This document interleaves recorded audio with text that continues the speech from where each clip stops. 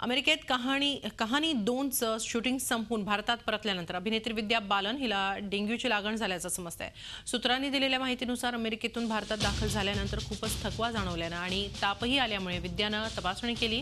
त्या तपासणीतच डेंग्यू झाल्याची माहिती समोर आली आहे। मात्र ही डेंग्यूची लागण नेमकी कशी झाली याचा तपास सुरू आहे।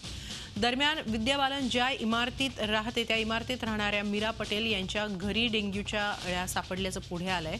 त्याचप्रमाणे अभिनेता शाहिद कपूरच्या बंद असलेल्या स्विमिंग पूलमध्येही डेंग्यूच्या अळ्या सापडल्यात। विद्या बालन आणि शाहिद कपूर हे एकाच इमारतीत राहतात। शाहिद कपूरला बीएमसीने याबाबत नोटीस बजावली आहे। शाहिदला 2 ते 10 हजारांपर्यंत दंड होऊ शकतो। या संदर्भात महापालिकेचे कीटकनाशक अधिकारी राजन नारिंगरेकर यांच्याशी बातचीत केली। आमचे प्रतिनिधी कृष्णात पाटील यांनी। मुंबईत डेंग्यूचं प्रमाण जे आहे ते वाढताना दिसतंय। त्याचबरोबर काही बॉलिवूड कलाकारांच्या घरी देखील ईडिस इजिप्ती डासाच्या अळी ज्या आहेत त्या सापडलेल्या आहेत। आपल्यासोबत मुंबई महापालिकेचे प्रमुख कीटकनाशक अधिकारी राजन नारिंगरे सर आहेत।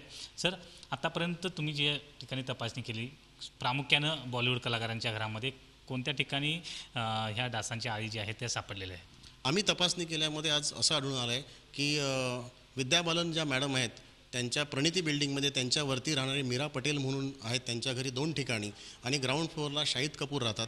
त्यांच्या कंपाऊंडमध्ये स्विमिंग पूल आहे, त्या स्विमिंग पूलमध्ये एका ठिकाणी अशा 3 ठिकाणी एडिस इजिप्टाची उत्पत्ती आढळलेली आहे।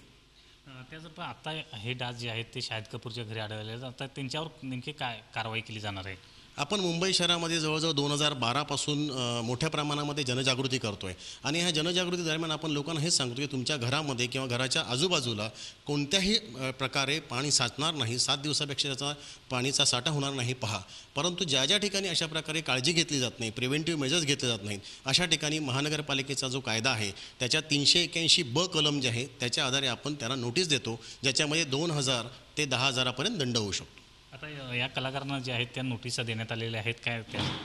हो, या सगळ्या ज्या ठिकाणी आपल्याला एडिस इजिप्ट मिळालेलं आहे त्या ठिकाणी आपण नोटिसेस दिलेल्या आहेत। शाहिद कपूर साहेबांना पण नोटीस दिली आहे, मीरा पटेलला पण नोटीस दिलेली आहे। त्याचबरोबर मुंबईत किती ठिकाणी अशा प्रकारचे डास निर्माण करणारी स्थानं सापडलेली आहेत आणि त्याचबरोबर किती नोटीस आता इश्यू झालेले आहेत? आत्तापर्यंत जवळजवळ 8000 ते 8500पर्यंत उत्पत्ती स्थानं आढळली आहेत जे आपण नष्ट केले शोधून आणि आत्तापर्यंत जवळजवळ 13000 लोकांना आपण नोटीस दिले आहेत, ज्या ठिकाणी 927 लोकांवरती खटले दाखल केले आहेत आणि 26,95,000पर्यंत त्यांना दंड झालेला आहे। आता तुम्ही नोटीसा दिलेल्या आहेत आणि त्या संदर्भात जर दंड भरला गेला नाही तर मग पुढची कारवाई मुंबई महापालिकेकडून कशा पद्धतीने होते?